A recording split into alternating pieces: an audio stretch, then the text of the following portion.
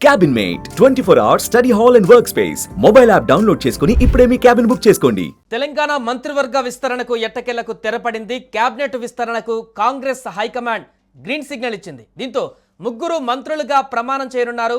Chennur MLA Vivek Venkataswamy, Makthal MLA Vakiti Srihari, Dharmapuri MLA Adluri లక్ష్మణ్లకు మంత్రి పదవి వివరించింది. కొత్తగా మంత్రులుగా ప్రమాణ స్వీకారం చేయబోతున్న ముగ్గురు మంత్రులతో పాటు అసెంబ్లీ డిప్యూటీ స్పీకర్ కాబోతున్నటువంటి రామచంద్ర నాయక్ శుభాకాంక్షలు తెలుపుతున్నారు.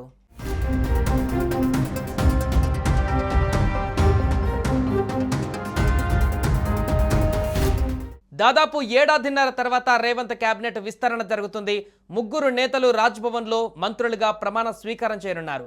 మంత్రుల ప్రమాణ స్వీకారం విషయం తెలియగానే ఢిల్లీలో ఉన్న గవర్నర్ వెంటనే హైదరాబాద్కు చేరుకున్నారు. ప్రమాణ స్వీకారానికి సంబంధించి ఏర్పాట్లు వేగంగా జరుగుతున్నాయి. ఇప్పటికే రాజ్భవన్కు మంత్రుల జాబితా చేరింది. వివేక్, శ్రీహరి, లక్ష్మణ్లకు సీఎం రేవంత్ రెడ్డి ఫోన్ చేసినట్టుగా గాంధీ భవన్ వర్గాలు చెబుతున్నాయి. ఢిల్లీ కాంగ్రెస్ వర్గాల సమాచారం మేరకు బీసీల కోటాలో శ్రీహరి ముదిరాజ్, ఎస్సీల నుంచి వివేక్, అడ్లూరి లక్ష్మణ్లకు చోటు దక్కింది.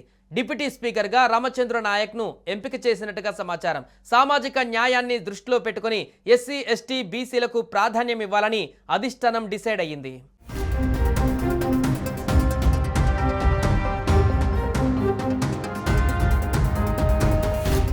ఇక కొత్తగా మంత్రివర్గంలో చేరబోతున్న ఎమ్మెల్యేల జాబితాను ముఖ్యమంత్రి రేవంత్ రెడ్డి అధికారికంగా ప్రకటించారు. ఈ మేరకు సోషల్ మీడియా ఎక్స్ వేదికగా పోస్టు పెట్టారు. వివేక్ వెంకటస్వామి, అడ్లూరి లక్ష్మణ్ కుమార్, వాకిటి శ్రీహరికి అభినందనలు తెలిపారు.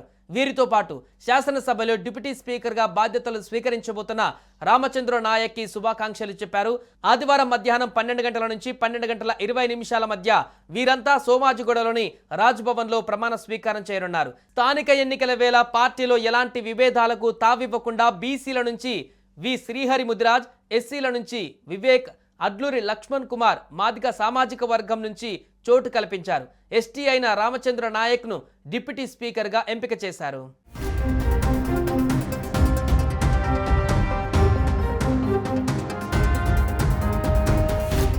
ఇక మంత్రివర్గ విస్తరణలో సామాజిక న్యాయాన్ని పరిగణనలోకి తీసుకుని ఎస్సీ, ఎస్టీ, బీసీలకు మాత్రమే ప్రాధాన్యం ఇవ్వాలని అధిష్టానం నిర్ణయం తీసుకున్నట్లుగా తెలుస్తోంది.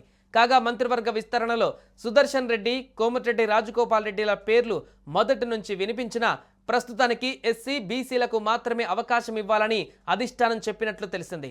కోమటిరెడ్డి రాజగోపాల్ రెడ్డికి అవకాశం ఇస్తే ఆయన సోదరుడు మంత్రి వెంకటరెడ్డిని కూడా కొనసాగించడం కష్టమని, ఇద్దరిలో ఒకరికి మాత్రమే చోటు కల్పించాల్సి ఉంటుందని అధిష్టానం స్పష్టం చేయడంతో ఈ అంశాన్ని ప్రస్తుతానికి పక్కన పెట్టినట్లుగా తెలిసింది.